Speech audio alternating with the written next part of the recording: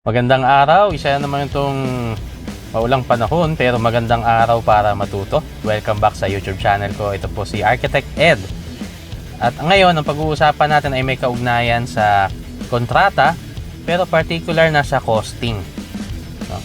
Minsan, nag-browse ako sa social media, sa Facebook at sa isang group kung saan member din ako, meron akong nakitang nag-post na nagtatanong siya, ano daw ba yung sinisingil sa kanya ng contractor na OCM.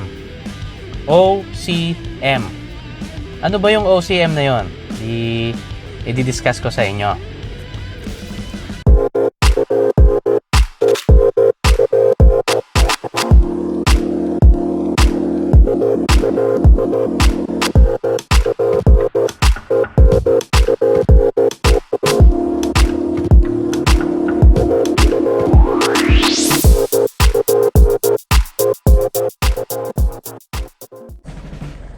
Meron akong mga series ng videos tungkol sa costing. Kung gusto nyong mapanood yon, ilalagay ko yung link ng mga videos na yun. Alam ko interested kayo sa cost kasi every time na merong magtatanong sa akin, architect, magkano ba ang bahay? Architect, magkano ba ang cost ng papatayo ng ganito, ng ganyan? Magkano ba yung bayad sa contractor? So halos lahat ay interested sa cost. After ng design, ang susunod na tanong ay magkano, di ba? Minsan nga nauuna pa yung magkano no? Kaya alam ko na marami sa atin ang interested sa costing. At ang success at failure ng isang contractor ay dinidictate madalas ng paggawa niya ng costing, ng project cost. At isa sa part ng project cost ay yung tinatawag na direct cost at yung isang part naman ay yung indirect cost. Ano ba yung direct cost? Simple lang naman yung direct cost. Ito yung pambili ng materyales tsaka pambayad sa gagawa, sa labor. So yung labor tsaka materials ang bumubuo sa direct cost. So lahat ng ikinabit dyan at yung binayad sa nagkabit, nagtayo, ang tawag dyan ay direct cost, labor and materials. Ano naman yung indirect cost? Ang indirect cost ay yung ibinayad mo sa contractor.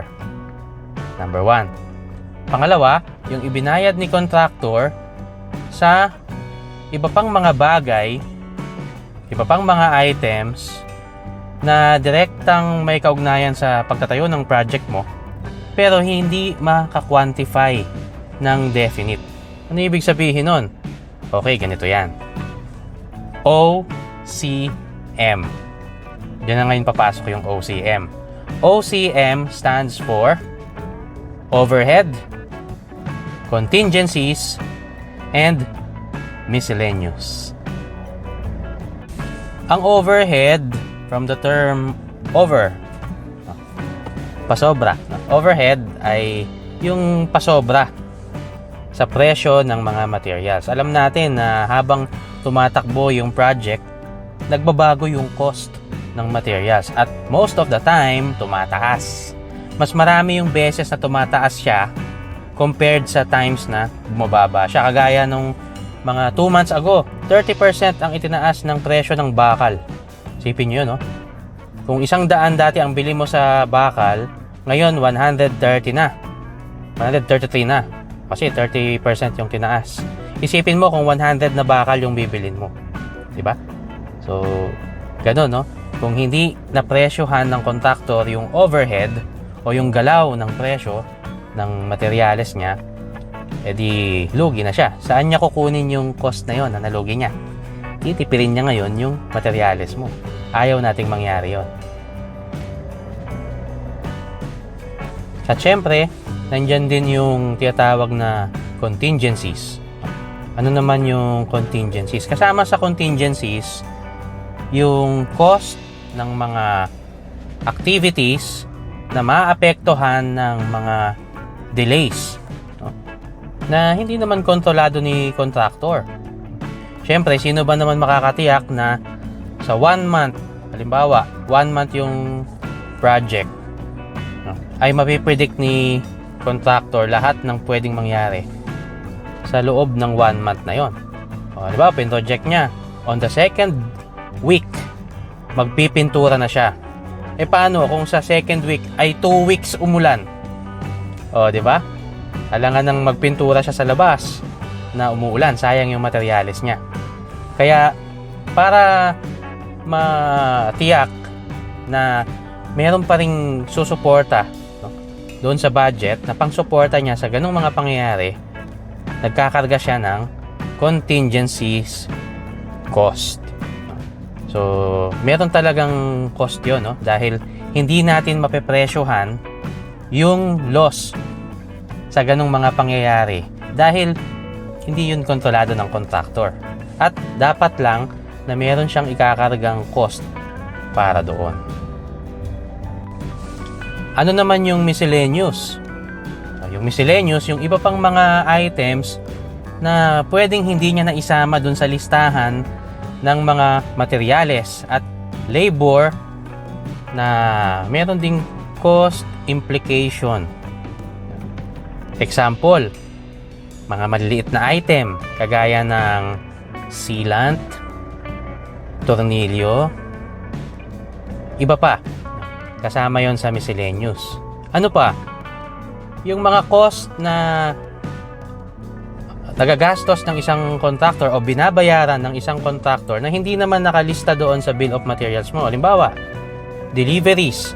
Merong mga item na i-deliver at yung delivery ay mayroong charge. Ano pa? Kung si contractor mismo yung maghahanap ng material na yon, ng item na yon, mag-iikot siya. Siyempre, may cost yung transportation niya, no? At yung kanyang effort sa paggawa nun. Ano pa? Maaaring may office siya, pinapatakbo niya yung kanyang office. Meron siyang binabayaran na utilities doon sa office na yon, no? Minsan, kinakarga na rin yon sa miscellaneous, no?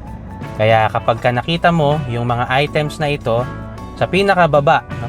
Matapos i-compute ni contractor yung labor tsaka materials, merong total. Subtotal nun, yun yung direct cost. Tapos sa ilalim, OCM. So yun na yung pinag-usapan natin, overhead, contingencies, and miscellaneous. Hindi yun pwedeng tanggalin. Kasama talaga yun sa babayaran mo sa services ng isang contractor. Hindi pwedeng tumayo yung bahay mo na labor at materials lang ang sisingilin sa'yo. Kailangan talaga meron yung OCM. So pagkatapos na makompute yung OCM na yon, na i-add sa direct cost, dun pa lang kukuha ng another item na babayaran mo ay yung profit. Yung profit ni contractor. Hindi pwedeng yung profit niya nandoon na sa OCM. Hindi, no? Lalabas pa niya yon, no? Pagkatapos niyang matotal lahat yon, kukuha pa siya ng percentage bilang profit, bilang kita niya sa services na render niya sa'yo as a contractor. So, ilang percent yung OCM? Depende yan, no? Depende sa contractor yan. Bawat contractor ay may kanya-kanyang formula sa pagpapatakbo ng project at sa paggawa ng cost. Maaaring masyadong detailed na yung bill of materials niya at saka ng labor, kaya pwedeng maging mas mababa yung percentage niya ng OCM. Meron naman na yung kanyang binigay na costing ay masyadong general, no? Hindi masyadong specific. So baka marami siyang item na na-miss at pinresyohan niya na lang doon sa OCM. Kaya pwedeng mas malaki yung percentage ng OCM. Sa mga government projects, merong standard na percentage na sinusunod sila. So maaaring yung OCM tsaka yung profit sa mga DPWH na projects ay mga nasa 20% ng direct cost at the most, no? Siyempre, ang pinag-uusapan dyan, mga multi-million na mga projects. Pero sa mga maliitan na mga projects lang, kagaya ng bahay, apartments, mga rentable spaces, interior, no? Maaaring mas mataas ng konti pa doon, no? Dahil hindi naman ganun kalaki yung cost, no? Siyempre, habang lumalaki yung cost, maaaring lumiliit yung OCM at saka yung profit ni contractor. Kaya sana natuto kayo dito sa maiksing discussion na ito tungkol sa mahalagang component na ito ng project cost, yung OCM. Kaya hindi na kayo magtataka, no, kapag nag-submit sa inyo ng proposal si contractor, makikita nyo yung item na yon, no? I-share nyo rin to sa iba para malaman din nila, lalo na yung mga gustong magpatayo ng isang project, at yung mga iba naman sa inyo na nag-aaral ng architecture, engineering, gusto ring mangontrata in the future. Ito, mahalagang aralin nyo itong costing na ito, no? At gawin nyo talagang i-expert nyo ang inyong sarili sa paggawa ng costing. Maraming salamat uli sa inyo. Ako po si Architect Ed. Sana magkita tayo uli sa susunod. At mag-ingat po tayong lahat. Bye!